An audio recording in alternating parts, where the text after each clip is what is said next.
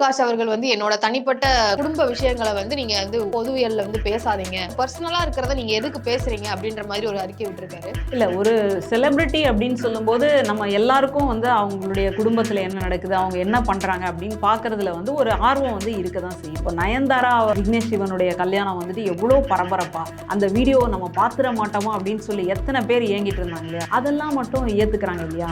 பொண்டாட்டி சண்டை போடும்போது பக்கத்து வீட்டுக்காரங்க ரொம்ப உற்சாகமா கவனிக்கிறாங்க இல்லையா, அது இப்போ டிஜிட்டல் ஊடகமா மாறிடுச்சு. அவ்வளோ முன்னாடி திண்ணையில உட்காந்து புரணி பேசுவாங்க இல்லையா, அடுத்த வீட்டு கதையை வந்து திண்ணையில உட்காந்து பேசுவாங்க இல்லையா, அந்த இடத்துக்கு டிஜிட்டல் ஊடகங்கள் யூடியூப்லாம் வந்துருச்சு. சொல்றாங்க நயன்தாரா கல்யாணத்தை மட்டும் காட்டுறீங்க, அப்புறம் வந்து அது மாதிரி தானே இது அப்படின்னு சொல்றாங்க. ஒரு கலைஞரிடம் இருந்து அவனோட ஆர்ட் மட்டும் தான் நமக்கு சொந்தம். ஒரு எஸ்பிபி பாடுறாரு அப்படின்னா அவருடைய பாடலை நம்ம ரசிக்கலாம், சிலாயிக்கலாம், அது நல்லா பாடி இருக்கிறாரா, அவருக்கு சங்கீத ஞானம்லாம் இருக்கான்னு கூட பேசலாம், அது தப்பு கிடையாது. ஆனா அவர் இறந்து போனப்ப லைவ் காட்டுறோங்கிற பேர்ல குளிக்கில கொண்டு மண்ணள்ளி போடுற வரைக்கும் க்ளோஸ் அப் ஷாட் காட்டிட்டேன். கலைஞர்களை வந்து தங்களுடைய வீட்டில் ஒரு ஆள் மாதிரி ஃபீல் பண்றான். அதனாலதான் அவங்க வீட்டில் கல்யாணம் நடந்தா இவனே ஃபீல் பண்ணி சந்தோஷமா பாத்துக்கிறான், அங்கே விவகாரத்து நடந்தா இவன் வருத்தப்படுறான், அவங்களுக்கு குழந்தை பிறந்தாலும் சந்தோஷப்படுறான், நயன்தாரா குழந்தை பிறந்துருச்சு சந்தோஷப்படுறான். அப்ப கலைஞர்களை வந்து தங்கள் குடும்பத்தின் ஒரு உறுப்பினராக அவங்க கருதுறாங்க. இந்த அன்பு வந்து ஒரு ஒரு எல்லைக்குள் இருக்கிற வரைக்கும் அது பிரச்சனை கிடையாது. அதை தாண்டி அவங்க பர்சனல் விஷயங்களுக்கு இவங்க தெரியாத விஷயங்களை எல்லாம் வந்து நம்ம பதிவு செய்யும் போது அது அவங்களுக்கு ஒரு தேவையில்லாத இதே ஒரு பெண்ணுக்கு வந்துட்டு ஒரு வாழ்க்கையில ஏதோ ஒன்று ஆயிடுச்சு, ரெண்டு பேரும் பிரிஞ்சு இருக்கிறாங்க அப்படின்னு சொன்னா இவளுக்கு பேர் என்னன்னா வாழா வெட்டி. இந்த மாதிரியான ஒரு டேர்மை வந்து ஒரு வார்த்தையை வந்துட்டு நீங்க ஆண்களுக்கு வந்து தேட முடியுமான்னு கேட்டா இருக்காது. இப்போ இன்னைக்கு ஒரு படிச்சுட்டு வந்தோம் அப்படின்னு சொன்னா ஐயோ இவகிட்ட எல்லாம் வாயே கொடுக்க முடியாது அப்படின்னு சொல்லுவாங்க. என்னையே கூட நிறைய பேர் கேட்பாங்க, நீங்க எல்லாம் ஒரு பேச்சாளராக இருக்கீங்களே, உங்களை வந்துட்டு விரும்பி தான் கல்யாணம் பண்ணிட்டாங்களா இல்ல பயந்துட்டாங்களா அப்படின்லாம் வந்துட்டு என்கிட்ட வந்து ஒரு கேள்வியை வச்சிருக்காங்க. திருமண வாழ்க்கை ஒண்ணு மட்டும்தான் பெண்களுக்கான ஒரே மகிழ்ச்சி அப்படின்னு வந்துட்டு சொல்லவே முடியல. ஏன்னா திருமணம் நிறைய இடங்கள்ல வந்து ஃபெயிலியரா இருக்கு. அப்போ இன்னைக்கு வந்துட்டு இந்த விவாதத்தை அப்படின்னு இருக்கிறது கொஞ்சம் ஓரளவு தினமும் இந்த முகத்தை பார்த்து பார்த்து ஒரு மனப்பதட்டம் போர் அடிக்கிறது சொல்லல.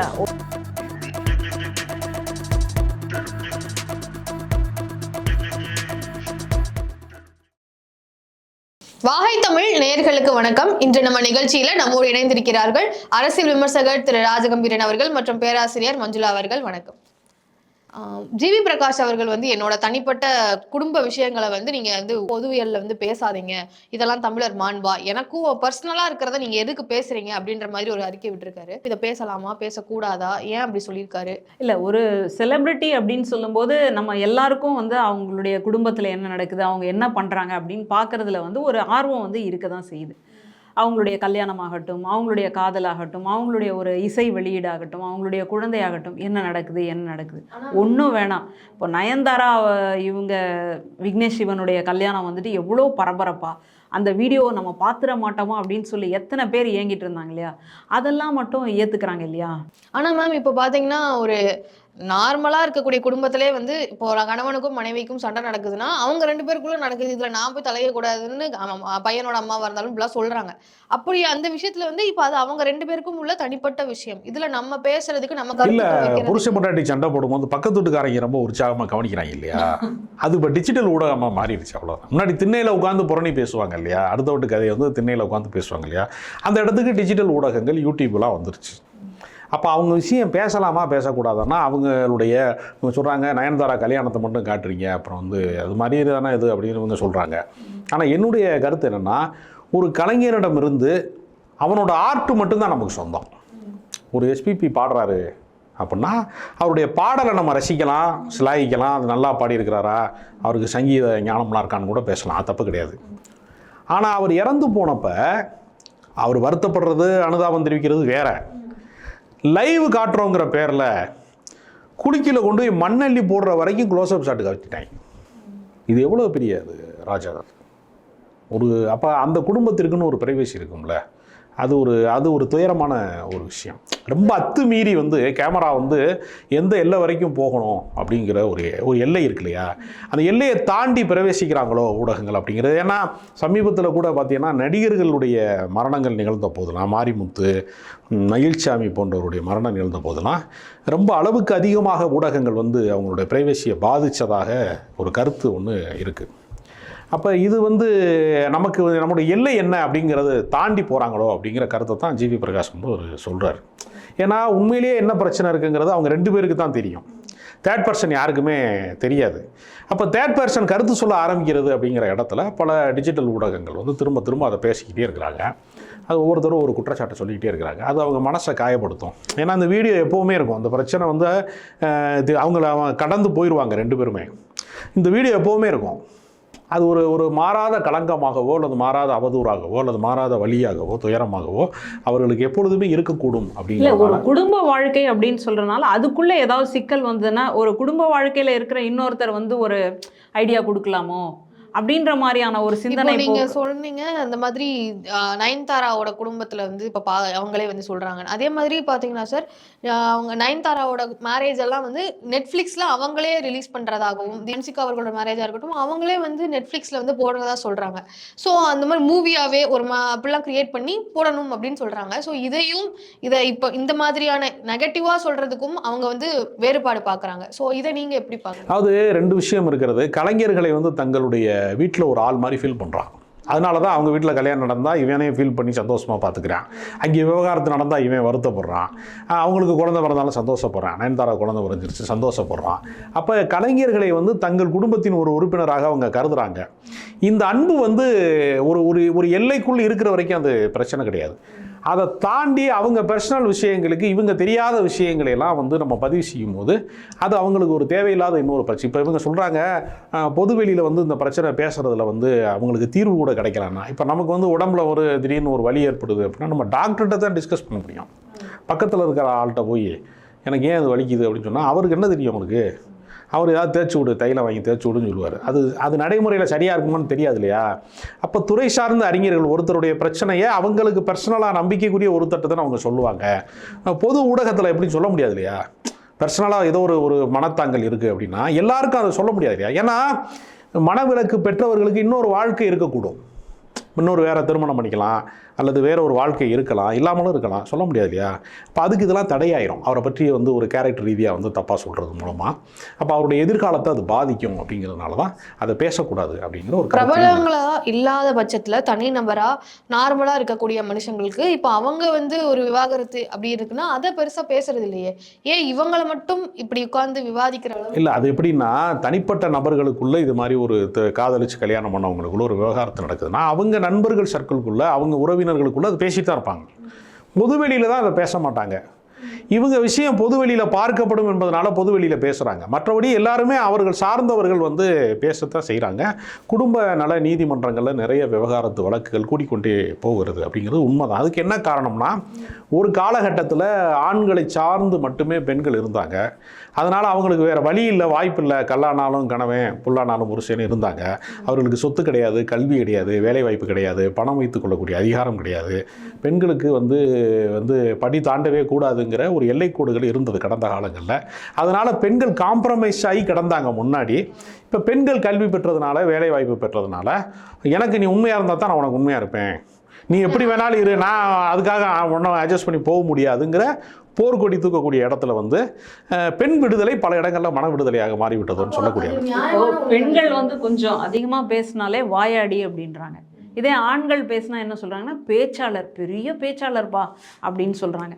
அந்த வார்த்தையை வந்துட்டு பயன்படுத்துகிற விதத்துலேயே நீங்கள் பார்க்கலாம். இதே ஒரு பெண்ணுக்கு வந்துட்டு ஒரு வாழ்க்கையில் ஏதோ ஒன்று ஆயிடுச்சு, 2 பேரும் பிரிஞ்சு இருக்கிறாங்க அப்படின்னு சொன்னால் இவளுக்கு பேர் என்னன்னா வாழா வெட்டி. இந்த மாதிரியான ஒரு டேர்மை வந்து ஒரு வார்த்தையை வந்துட்டு நீங்கள் ஆண்களுக்கு வந்து தேட முடியுமான்னு கேட்டால் இருக்காது. பொண்டாட்டி சேர்த்தா பொதுமாப்பிள்ள.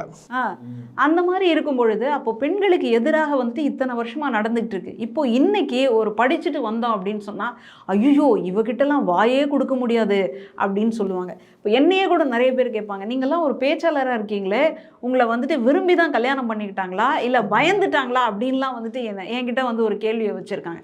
அது வந்து இப்போ பொது வெளிகளில் மைக்கு முழுங்கிட்டு அவங்க பேரை மைக்கு மஞ்சுளான்னு மாற்றிட்டாங்க. அது ஒரு காரணம். அதனால் பொது வெளிகளில் இப்போ அதை வந்து சொல்ல முடியலன்னு வச்சுக்கோங்களேன். அப்போ இந்த சூழலில் வந்துட்டு பெண் அப்படின்னு சொல்லும்போது அவளை வந்துட்டு இந்த மாதிரி தான் இருக்கணும், அவள் என்ன தான் படிச்சிருந்தாலும் செஞ்சிருந்தாலும் வேலைக்கு போயிட்டு வீட்டுக்கு வந்ததுக்கப்புறமா நீங்கள் உங்கள் பிள்ளைங்களை பார்த்துக்கிறீங்களா, நீங்கள் உங்களுடைய கடமையெல்லாம் செஞ்சிட்டிங்களா அப்படின்னா நம்ம எவ்வளோ உயரத்தில் இருந்தாலும் ஐயோ நம்ம வீட்டு கடமையை நிறைவேற்றலையே அப்படின்னு சொல்லும்போது ஒரு குற்ற உணர்வு வருது இல்லையா? அந்த இடத்துக்கு கொண்டு வந்து சேர்க்குறாங்க. நான் என்ன கேட்குறேன், இன்றைக்கி ஆண்களும் வேலைக்கு போகிறாங்க, பெண்களும் வேலைக்கு போகிறாங்க. இப்போ வேலைக்கு போகிற ஆண்களை வந்துட்டு நீங்கள் கூப்பிட்டு ஏங்க நீங்கள் இந்த மாதிரி வேலைக்கு வந்துட்டீங்களே, காலையில் எழுப்பி அவங்கள வந்து ஸ்கூலுக்கு அனுப்பிச்சிங்களான்னு இது வரைக்கும் நம்ம யாரையா பார்த்து கேட்டிருக்கோமா? ஆனால் பெண்களை பார்த்து கேட்கும்போது, இன்றைக்கி ஸ்கூலுக்கு போயிட்டாங்களா? இல்லைப்பா, இன்றைக்கி அவனுக்கு உடம்பு சரியில்லை, அதனால் வந்துட்டு எங்கள் அம்மாவையோ இல்லை எங்கள் மாமியாரையோ வர வச்சு நான் பார்த்துக்க சொல்லிட்டு தான் வந்தேன் அப்படின்னு சொல்லக்கூடிய சூழலை பார்க்குறோம் இல்லையா? இந்த இடத்த இன்றைக்கி வந்துட்டு ஆண்கள் இன்னும் அவங்க மேலேயே, அந்த பந்து அவங்க மேலேயே இருக்கட்டும் அப்படின்னு தள்ளிக்கிட்டே இருக்கிறாங்க. இந்த இடத்துல தான் இப்போ பெண்கள் வந்து படிச்சுட்டு அவங்க தன்னுடைய சொந்த காலில் நிற்கும் பொழுது, நாங்கள் மட்டும் ஏன் செய்யணும்? குடும்பம் என்ன எங்கள் தலையில் மட்டுமா எழுதி வச்சுருக்கு? குழந்தைய நாங்கள் மட்டுமா பெற்றுக்கிறோம் அப்படின்னு சொல்லி ஒரு நியாயத்தை பேசுகிறாங்க. அந்த நியாயத்தை தான் இன்றைக்கி பேச விட மாட்டேறாங்க. சார், நீங்கள் சொன்னீங்க இந்த மாதிரி உண்மையை எதிர்பார்க்குறாங்க, உண்மையாக இருந்தால் தான் இருப்பேன். அது ஒரு நியாயமான ஒன்று தான். அது மட்டும் இல்லாமல் வெளியில் போய் படித்து இண்டிபெண்ட்டாக இருக்கிற காரணத்தினால வந்து காம்ப்ரமைஸ் இல்லாமல் இருக்கிறாங்க. அப்போ இப்போ படித்தா இந்த மாதிரி விவாகரத்து ஆயிருது அப்படின்னு சொல்ல வரீங்களா? அப்படி சொல்ல வரல. அதற்கு அதுவும் ஒரு காரணமாக இருக்கிறது. அதாவது ஒருத்தருக்கு வந்து தனி மனித சுதந்திரம் இப்பொழுது இருக்குது, ஒரு காலத்தில் இல்லை. அப்படி இருக்கிற காரணத்தினால அவங்க கேள்வி கேட்குறாங்க. ஆண்கள் காலங்காலமாக ஆதிக்கம் செலுத்தி பழக்கப்பட்டவங்க திடீர்னு கேள்வி எழுப்பும்போது அவங்க நிலை உழைந்துடுறாங்க. அதாவது ஆண்கள் வந்து பெருமிதமாக சொல்லுவான், எனக்கு வந்து எதுவுமே தெரியாது, காஃபி கூட போட தெரியாது, எதுவுமே தெரியாது, சமைக்க தெரியாது அப்படின்னு ஆண்கள் பெருமையாக சொல்லுவாங்க. பெண்கள் பெருமையாக எங்கேயா சொல்லியிருக்காங்களா? சமைக்க கூட தெரியாதுன்னா இவெல்லாம் ஒரு பொம்பளையா அப்படின்னு கேட்குறாங்கல்ல. அது ஒரு இயல்பு இருக்கு. அப்படி அதுல என்ன பெருமைன்னா, எனக்கு பக்கத்து தெரு கூட போக தெரியாது, எல்லாம் அவரு தான் கூட்டிட்டு போவாரு அப்படின்னு சொல்றாங்க இல்லையா? அப்படியும் சொல்றாங்க சில பேர் பெருமிதமா, அவங்க எங்கேயுமே போனதே கிடையாது அப்படின்னு சொல்கிறாங்க. அதனால் அது வந்து ஒரு பேசாம மடந்தையாக இருக்கிற வரைக்கும் பிரச்சனை இல்லாமல் இருந்துச்சு. பேசினோன்னா பிரச்சனையாகுது, அதான் பிரச்சனை. சரி, இப்போ விவாகரத்து அப்படிங்கிறது வந்து ஒரு கஷ்டப்பட வேண்டிய ஒரு விஷயம்தான். ஸோ இந்த கஷ்டப்பட வேண்டிய விஷயத்துக்கு ஏற்கனவே கஷ்டப்பட்டுட்டு இருந்தவங்க இன்னும் கஷ்டப்பட்டாதான் இந்த இந்த விஷயம் நடக்காது. மாதிரி பேசுறியா? இப்போ வந்து விவாகரத்து இப்போ நடக்குது, அது வந்து ஒரு கஷ்டமான ஒரு விஷயம். வெயில் கூட கிடையாது, நீங்க எப்படி பேசுறீங்க? விவாகரத்து ஒரு நடக்குதுன்னா அது கஷ்டமான ஒரு விஷயம் சார். பெண்கள் வந்து ஏற்கனவே கஷ்டப்பட்டு இந்த ஒரு நிலைமைக்கு வந்திருக்காங்க. இப்போ இந்த மாதிரி ஒரு நிலைமையில இருக்கிறதுனால தான் காம்ப்ரமைஸ் எல்லாம் பண்ணாம இருந்தாதான் இந்த மாதிரி எல்லாம் ஆகுதுன்னு சொல்றீங்க. அப்போ அது எப்படி? பாருங்க, பஞ்சாயத்துல பெண்களை அனுமதிக்க மாட்டாங்க. இப்ப பஞ்சாயத்துல யாரும் வந்துட்டாங்க எல்லா இடத்துலையும். முன்னாடி பாருங்க, எல்லா இடத்துலையுமே பெண்கள் வந்துட்டாங்க, போலீஸ் வேலைக்கு வந்துட்டாங்க. பெண் போலீஸை பற்றி தப்பாக பேசுனா பெண்கள் சூழ வந்து அந்த குற்றவாளியை கூட்டிகிட்டு வர்றாங்க, அந்த விசாரணை கைதியை. எல்லாத்துலேயுமே வந்து பெண்கள் ஜட்ஜாக இருக்கிறாங்க, பெண்கள் வந்து பேராசிரியர்கள் ஆகுறாங்க, பெண்கள் டாக்டர் ஆகுறாங்க. எல்லாமே ஆகும்போது ஆண்கள் வந்து நிறையா பேருக்கு வேலை வாய்ப்பு பறி போயிடுச்சுன்னு சில பேர் சொல்கிறான். பெண்கள் வந்தவனாலேயே போலீஸ் எல்லா வாய்ப்பும் திறமையா இல்லைன்னு சொல்கிறீங்களா? ஆண்கள் இல்லை, அப்படி சொல்லலை. பொதுமக்களோட கருத்தை நான் பதிவு செய்கிறேன், இன்னும் ஏன் கருத்தை நீங்கள் எடுத்துக்கிற வேணாம் அதை. அதனால் பெண்கள் வந்து சமத்துவம் கேட்குறாங்க, அது ஆண்களுக்கு கொஞ்சம் மனசு கஷ்டமாக இருக்குது, அதனால் நிறையா பிரச்சனை வருதுன்னு சொல்கிறாங்க. அதனால் என்னென்னா, இப்போ திருமண வாழ்க்கை ஒன்று மட்டும்தான் பெண்களுக்கான ஒரே மகிழ்ச்சி அப்படின்னு வந்துட்டு சொல்லவே முடியல. ஏன்னா திருமணம் நிறைய இடங்களில் வந்து ஃபெயிலியராக இருக்குது. அப்போ இன்றைக்கி வந்துட்டு இந்த விவாகரத்து அப்படின்னு இருக்கிறது கொஞ்சம் ஓரளவு தினமும் இந்த முகத்தை பார்த்து பார்த்து ஒரு மனப்பதட்டம் வரும். போர் அடிக்கிறது சொல்லலை, ஒரு மனப்பதட்டம், ஒரு கொந்தளிப்பு. அதாவது இந்த விவாகரத்து ஆனவங்க கல்யாண மேடைகளையோ அல்லது அந்த சாங்கியோ அந்த இசையோ கேட்கும்போது அப்படியே மனசுக்குள்ளே இருந்து ஒரு வைத்தறிச்சல் மாதிரின்னு ஒன்று வரும் பாருங்களேன். அந்த உணர்வுகளை எல்லாம் சொல்லவே முடியாது. இல்லைங்க, ஒரு பெண் என்கிட்ட சொன்னாங்க, ரொம்ப ஒரு முக்கியமான ஒரு எழுத்தாளர், அவங்க சொன்னாங்க அவங்க வாழ்க்கையில் திருமணம் வந்து அவங்களுக்கு ஒரு ஏமாற்ற மாதிரி ஆயிடுச்சு. அவங்க சொன்னாங்க, எங்கேயாவது வந்து இந்த கல்யாண வீட்டெல்லாம் பார்த்தா வாழை மரம்லாம் கட்டி பந்தல்லாம் பார்த்தா அந்த கணபதி ஹோமம்லாம் போடுறாங்கல்ல, தாலி கட்டுற இடங்கள்ல, இந்த மாதிரி ஏதோ இதெல்லாம் பண்ணுறாங்கல்ல, பார்த்தா எனக்கு வயிறு எரியுதுங்க. அந்த என் வயிறு எரியுறதாங்க அங்கே தீயா எரியுதுனாப்புல. அது ஒரு சைக்காலஜி. அது ஒருத்தருக்கும் ஒரு வகையான அனுபவம். ஒரே பெண்ணை வந்து ஒருத்தன் காதலிச்சு கல்யாணம் பண்ணி நிம்மதியாக இருப்பான், இன்னொருத்தன் அதே பொண்ணால் லவ் ஃபெயிலியர் ஆகி கிறுக்கனாக இருப்பான் சில பேர். ஒரே பெண்ணால் 2 விதமான அனுபவங்களை சில பேர் பெறுறான். அதனால் வாழ்க்கையை வந்து இவ்வளோ இதுதான் வாழ்க்கை, இப்படி தான் நடக்கும். எங்கேயே ஆண்னால கூட இருக்கலாம், ஆண்னாலையும் நடக்கும், பெண்ணாலையும் நடக்கும். ரெண்டுமே அதாவது 2 வேறு கிடையாதுல்ல. அடிப்படையில் வந்து 2மே தனியாக வந்து ஒரு ஆண் கெட்டு போக மாட்டான், ஒரு பெண்ணும் கெட்டு போக மாட்டா. ஒரு ஆணுக்கும் பெண்ணுக்கும் எப்பொழுதுமே வந்து உலகம் தோன்றுற நாள்லேருந்து பிரச்சனை இருந்துகிட்டே இருக்குது. அதனால் வாழ்க்கை எங்கே வந்து தொடங்கும், எங்கே எப்பொழுது முடியும், யாரோ வருவார் யாரோ போவார், வருவதும் போவதும் தெரியாது. கல்யாணத்துக்குள் ஆனதுக்கு அப்புறமா இந்த மாதிரியான பிரச்சனைகள்லாம் நடக்குது அப்படின்னு சொன்னோம். இந்த கல்யாணம் வந்து சிறு வயதிலேயே பண்ணுறாங்கல்ல சார், சிறு வயதிலேயே வந்து பெற்றோர்களே வந்து பண்ணணும் அப்படின்னு சொல்லி வற்புறுத்தி பண்ணுறாங்க. சில பேர் ஆசைப்பட்டு கூட பண்ணுறாங்க. அந்த மாதிரி பண்ணுறவங்களுக்கு நீங்கள் என்ன சொல்லணும்னு நினைக்கிறீங்க? அதுக்கு சரியா? இல்லை அது வந்து அவங்க சௌகரியம் சம்மந்தப்பட்டது, நம்ம மூணாவது நபர் கருத்து சொல்ல முடியாது. இப்போ லவ் பண்ணுறவங்க பிரேக்கப் பண்ணிட்டு போயிடுறாங்க நிம்மதியாக, கல்யாணம் பண்ணவங்க என்ன செய்ய முடியும்? பிரேக் வேற அத்து விட்டு போயிடுறாங்க. அது வித்தியாசம். ஸோ அதனால எந்த வயதுல பண்ணாலும் அதனால எல்லா வயதுலையுமே பிரச்சனை இருக்கு. உலகத்தினுடைய தீராத பிரச்சனையில வந்து ஆண் பெண் பிரச்சனை எப்பொழுதுமே இருக்கும். அது வந்து ஒவ்வொருத்தருடைய அதிர்ஷ்டம் சம்பந்தப்பட்டது. ஒருத்தருக்கு சிறப்பாக அமையும், சில பேர் வாழ்க்கை சிக்கலாக அமையும்.